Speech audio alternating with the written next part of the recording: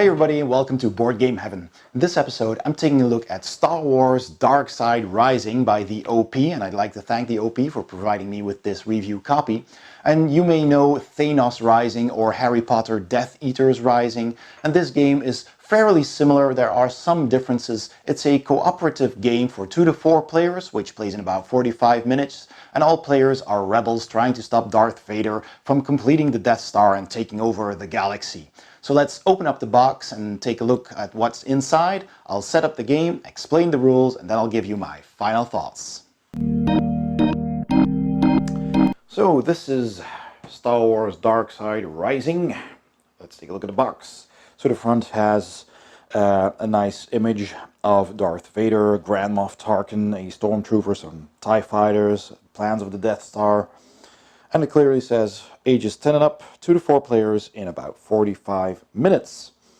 Okay, the back of the box has images of the character cards that are going to be in the game and the miniature of Darth Vader and the dice and everything. The contents are listed here, and there's a bit of text what this game is about. So let's open it up.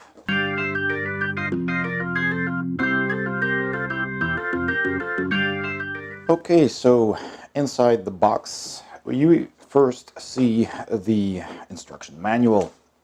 It's a pretty thin booklet, and it has a table of contents, a list of contents, image of all the stuff that's in the box. And then it goes on with the setup. So the way you set up the game as follows. And it tells you how gameplay works, the different turns, and what you do on these turn orders, how the cards work, how the dice work, and the end of the game. There are some additional rules, and at the back of the booklet is an overview of what all the dice do and what happens, and some difficulty variants. So that's all in that booklet over here. Then we have this Death Star board over here. It's pretty cool. We have the center board here where the Darth Vader centerpiece will be and all the cards on the 3 locations here. And it's actually double-sided, but it is the same on both sides. Doesn't really matter, is this double-sided too? No, this one isn't. So then we have all the tokens pre-punched, so that's pretty handy. And we have these boards as well that you can stick onto the Death Star board there. And we have all these little Rebel tokens that you can earn during the game. Nice in a Ziploc bag as well, so that's already provided. We have a large bag of these red and yellow translucent cubes that you're going to use as well. We've got the Death Star die here with the different colors, and Darth Vader's die that tells you if he's going to move or do a special action. So that's pretty cool. It has the Darth Vader helmet there. It has the left and right symbols, and it has this die. So then this is rolled, and this has different colors. So all kinds of things can happen. And here are the dice that the players will be using on their turns in 4 different colors with different die faces per color as well. So those are here. Then there's a pack of cards all the way at the bottom here. So we have these starting location cards for the players. So there's several of those in here. So players can pick one of those to start. And then there's these player cards, character cards basically. So let me open that up. So these are pretty shiny cards.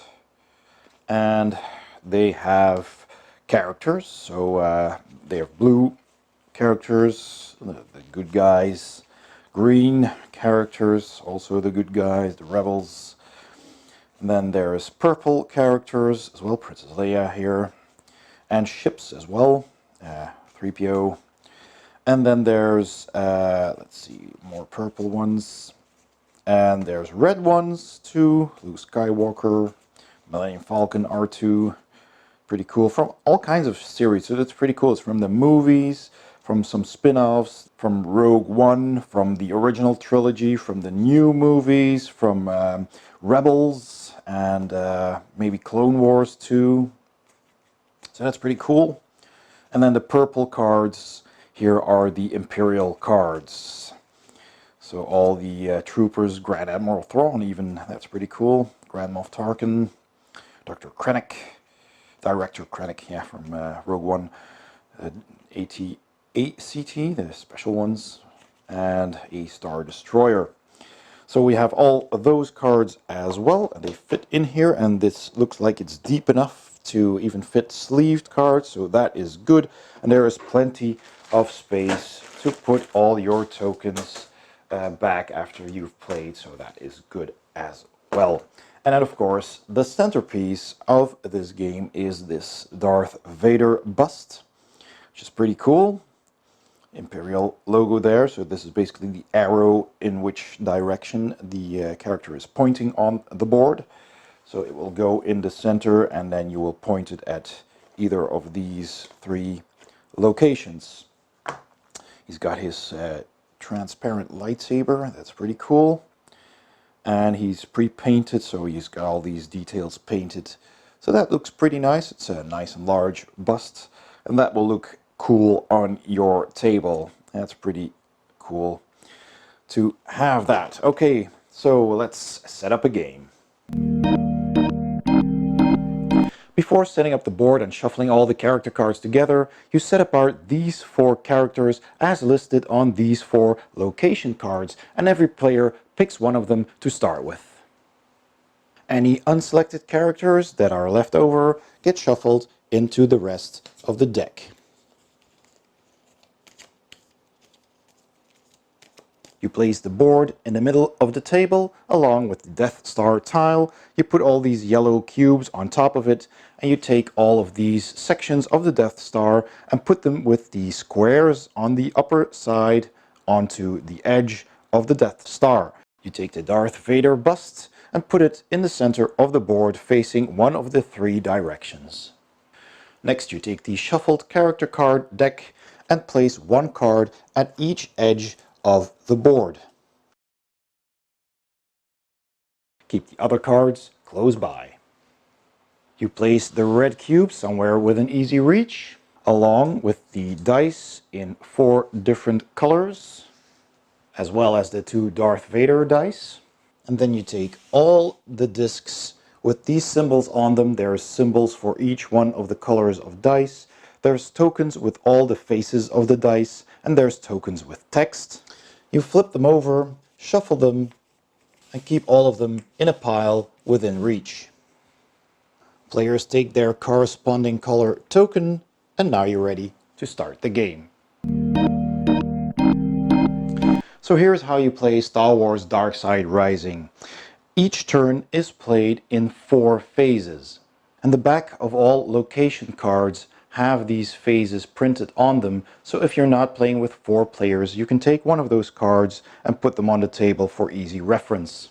The first action the first player takes is to take his location token and place it somewhere in one of the 3 sectors. So let's say we were going to Scarif. That means I would be able, if I roll well, to recruit either one of these rebels, or maybe both if I have enough dice, or try and damage Grand Moff Tarkin here, one of the Imperials. But before you can do that, you need to roll Darth Vader's dice. So you take the dice and you roll them, and then you resolve the Death Star die. Now the Death Star die is very simple. It has 6 sides with different colors corresponding to the 6 colors on the Death Star.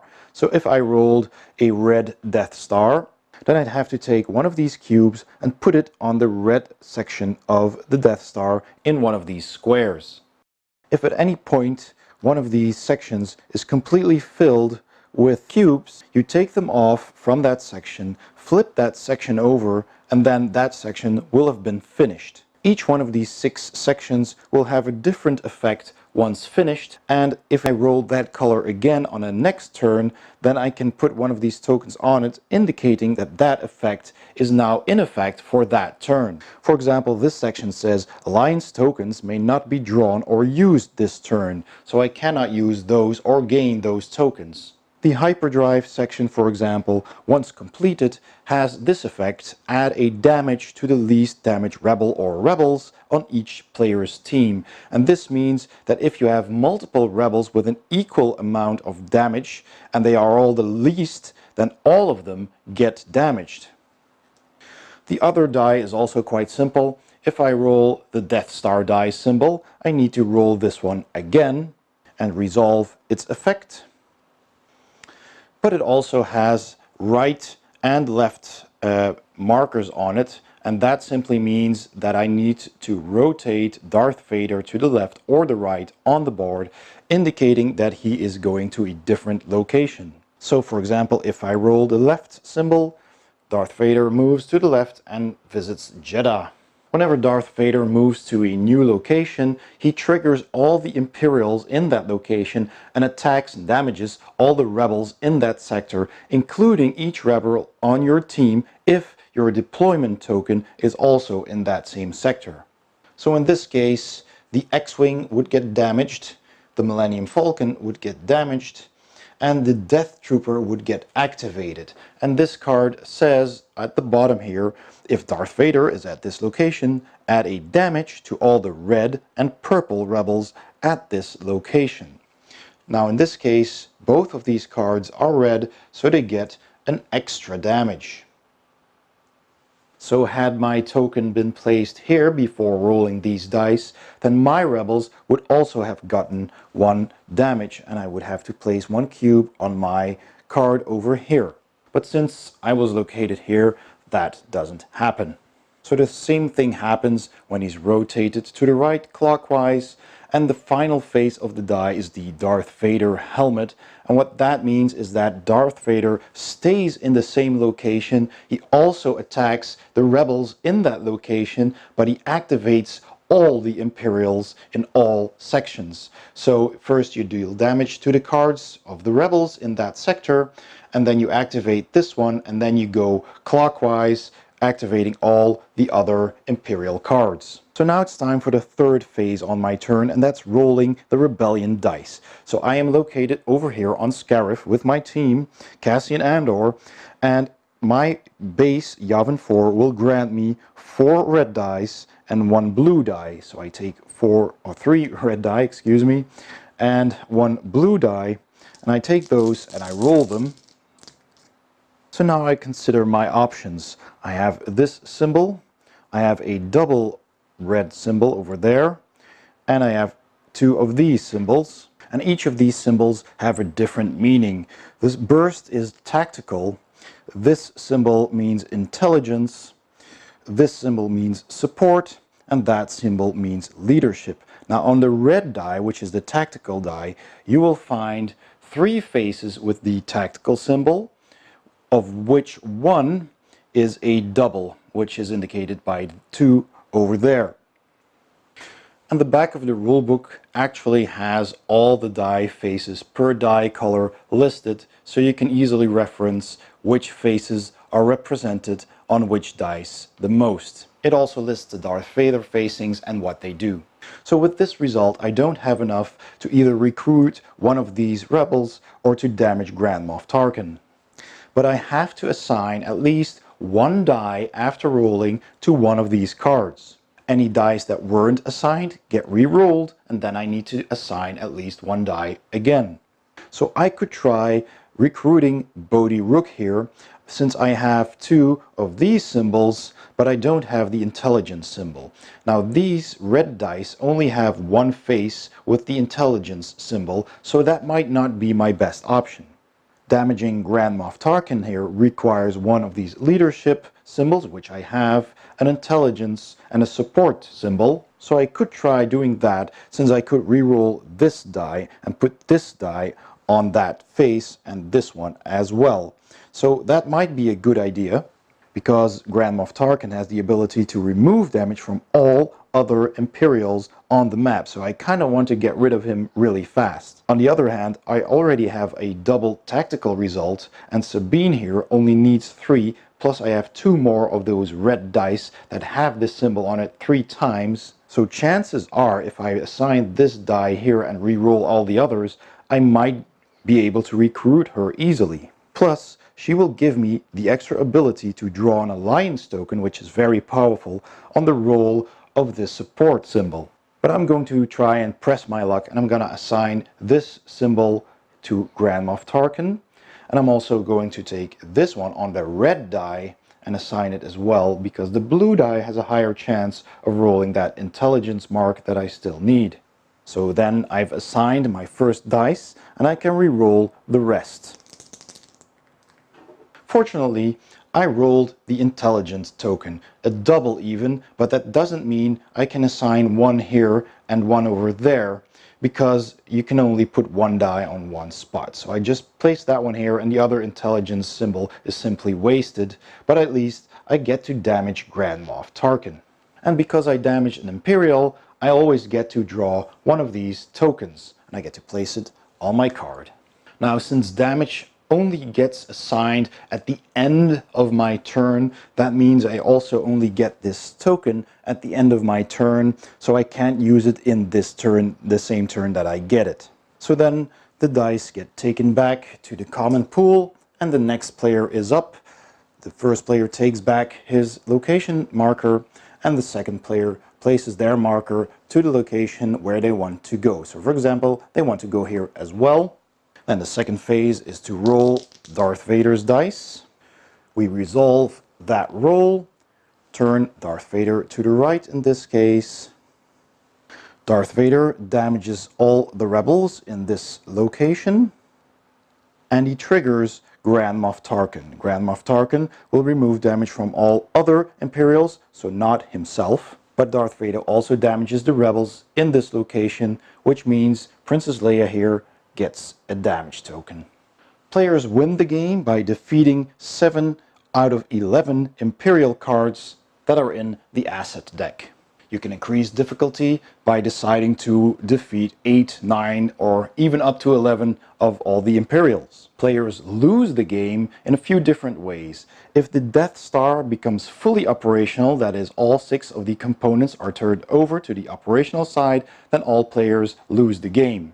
If collectively 10 or more rebels are defeated, or if any one player has all the rebels on their team defeated, the players lose. Now keep in mind that damage doesn't get assigned until the end of a player's turn, so you do have until the end of your turn to possibly remove damage from one of the rebels, or if you recruit one of the rebels, like this one, then all damage that is already on them is removed, and your rebel card is added to your base. And whenever a card is removed from the board, you simply draw and replace that spot with a new card.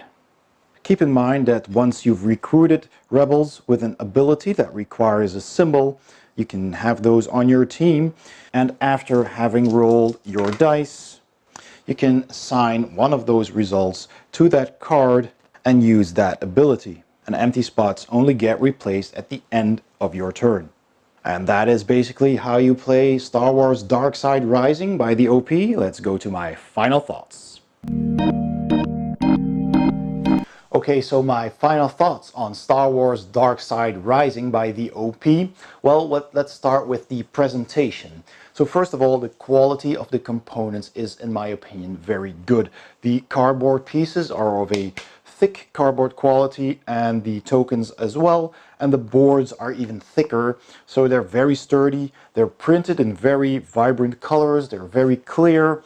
You've got these plastic cubes, which are of course very nice. You've got the yellow ones for the Death Star and the red ones for damage, and you have squares on the Death Star parts and on the cards, so you intuitively know where they go, and that works really well, I think.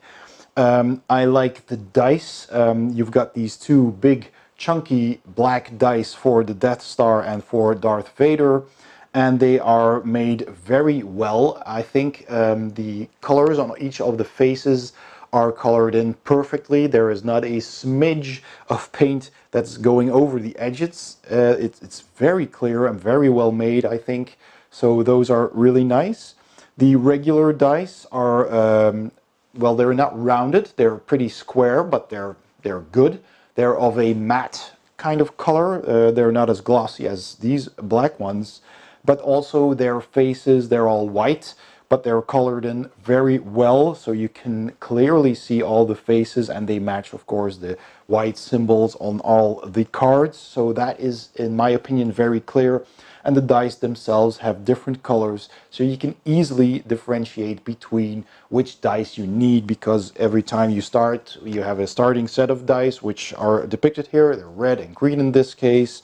So you instinctively know, okay, I need 3 of these, I need 1 of those, and maybe you have some cards in your Rebel Alliance that will allow you to get some extra colors cards, and the dice are also indicated with colors on the cards. So that works very well. I think the presentation on that field is very well done. And of course, I really love this Darth Vader bust here. That is a very nice centerpiece for the game, and that is just very cool, and it will draw, you know, the attention to the table. Furthermore, I like the theme. Now, obviously, you might know that there is Thanos Rising, there's Death Eaters Rising, and Darkseid Rising. So basically, this game lends itself very well for different IPs. And yeah, so they work, all 3 of them work. And I like the fact that you have all the heroes from that IP, you know, in the cards. And you've got the main villain in the center of the table, and the locations from the movies are there as well. And out of the 3, personally, I kind of prefer the Star Wars one because I'm a huge Star Wars fan, but I also love Marvel, and I really like Harry Potter as well.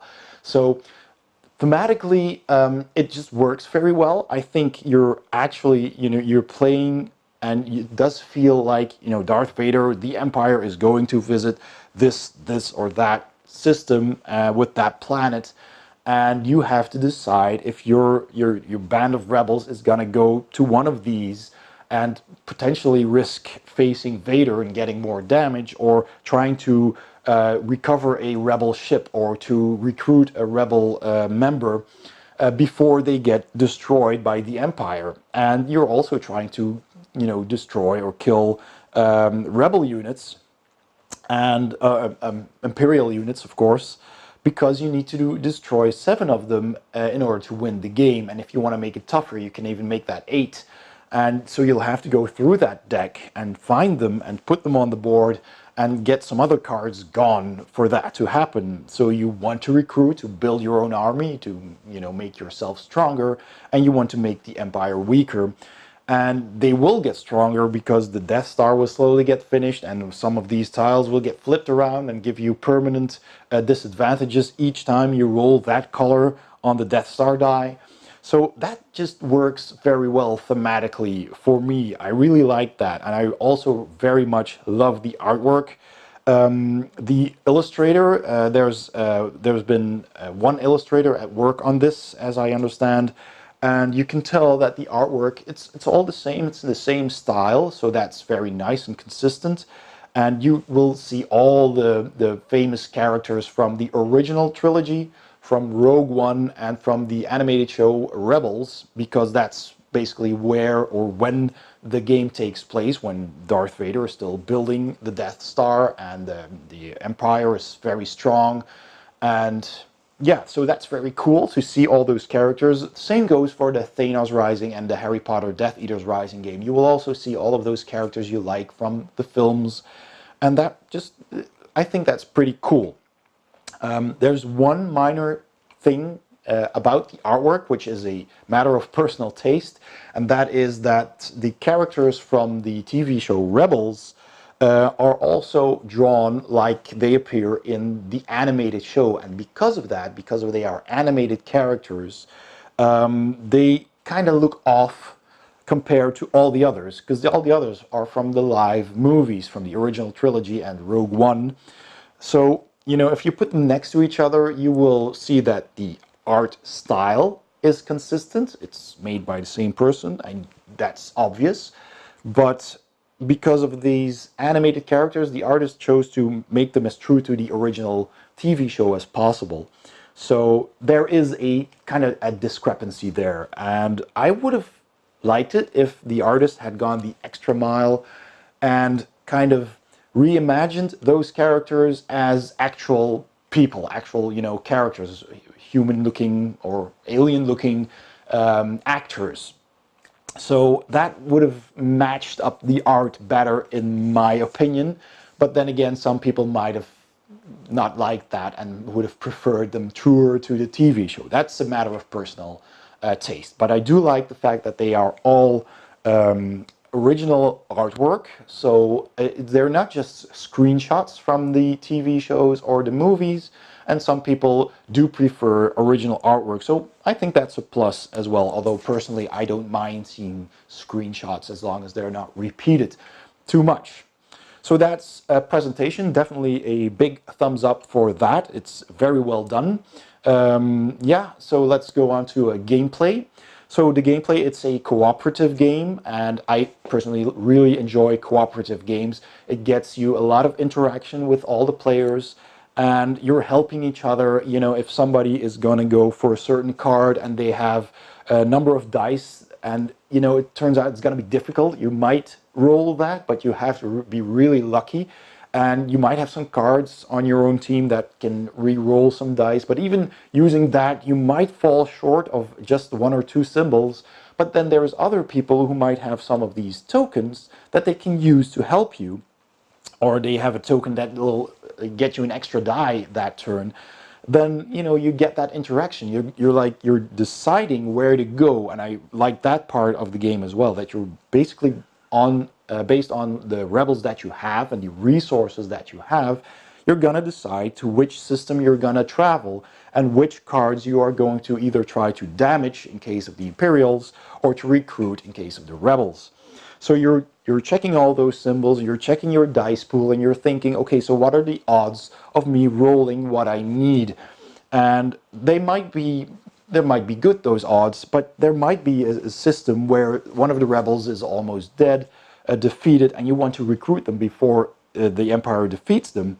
Or there might be an Imperial somewhere close to being defeated, and you want to go there so you can get a card gone and get a new one in there instead. So all those decisions make this a lot of fun, and because it's cooperative, like I said, other people can help you in those decisions. So you might say, okay, so you've got a couple of those chips. So am I going to go for the easy cards or for the more difficult cards? And if I need them, can I get those chips from you? And you know, that's a lot of fun to me personally. So the whole decision making, cooperative, big thumbs up. I like the fact that there's a bit of push or luck in there with the dice. You know, you never know. You could go for an easy card and you could assign your dice to one of those and think, okay, that's it. I'm just going to stop there and take that card. But you might also think, well, on the other hand, if I just put one of my dice here, I still have enough to potentially unlock another card. And, you know, in the worst case, I could still use a token there maybe, and you're just going to go for it and re-roll all the rest of the dice, even though you might have one of the symbols that you needed. You're going to want to try and get that difficult card instead. So that's a lot of fun as well. I like the Death Star mechanic a lot. So every time you roll a color on the Death Star die, you put one of these tokens on the corresponding color, indicating that that part of the Death Star is closer to completion. And once it is, you flip that around and it will have some kind of negative effect. And every time you roll that color again on the Death Star die, that effect will happen for that turn. So that's a lot of fun as well. It makes it very challenging. It's again different from the Harry Potter and the Thanos game. In the Harry Potter game, you have locations just on the board itself. There's no additional board like the Death Star here. And every time a location is corrupted by Voldemort, it goes to Voldemort's card. He has a separate card. and those locations stay there, and every time Voldemort rolls his Voldemort symbol, Vader has a Vader symbol here, then all those locations get triggered. So you get more bad things happening every time, but a lesser chance to roll it. And this basically, every turn you're gonna roll this, and you're either gonna finish off one of the pieces that's not completed yet, or get a negative effect. And that could really, well, it does influence your gameplay, and it could really get worse and worse as more pieces get finished. So I kind of like that a little bit better over the more simple Voldemort mechanic with the locations. So yeah, that's the Death Star mechanic that I enjoy. The replayability, I think, is quite high. It's not a long game. It doesn't overstay its welcome. Depending on how many players you have, you're playing about 45 minutes to an hour. Maybe your first game will be longer, maybe it'll be an hour and a half or even two if you're all new to it. But once you, if you're the owner of the game, understand how it works, you can explain it as you play. And that will speed up the game. It's very intuitive. It's not hard at all. You just need to remember what the cards do and what happens when a Death Star bit gets finished, and what happens when Darth Vader rolls one of these results, and what happens when he rolls the Darth Vader side. And that's basically it. The rest of it is very intuitive and easy to learn, easy to teach. And like I said, once you've played it, I actually feel like wanting to play again right afterwards. So, but even if you just play it once, it's a great experience. It doesn't overstay its welcome. I love the theme, like I said, and if you're impartial to the theme, out of the three games with Thanos, Harry Potter, and Star Wars, personally, I kind of prefer the Star Wars one because of the Death Star and how it all works, and I just like that, and the two dice. And with Harry Potter, it's kind of different, but they're not different enough that I would not recommend the others. They're all good. They're all very enjoyable, and the differences are so minor between the three editions that if you have a strong preference for Harry Potter or Marvel or Star Wars, pick the theme, the IP that you enjoy the most, and you will enjoy that game the most. But if the IP is not important to you, or if you like all three of them, I have a slight preference for the Star Wars one, but I kind of like all of them. So this is definitely getting a 2 thumbs up for me. So that was my review of Star Wars Dark Side Rising by the OP. I hope you enjoyed the video. If you did, please give it a thumbs up, and don't forget to subscribe and hit that bell icon so you'll get a notification whenever I upload a new video. Thanks for watching, and I'll see you next time on Board Game Heaven.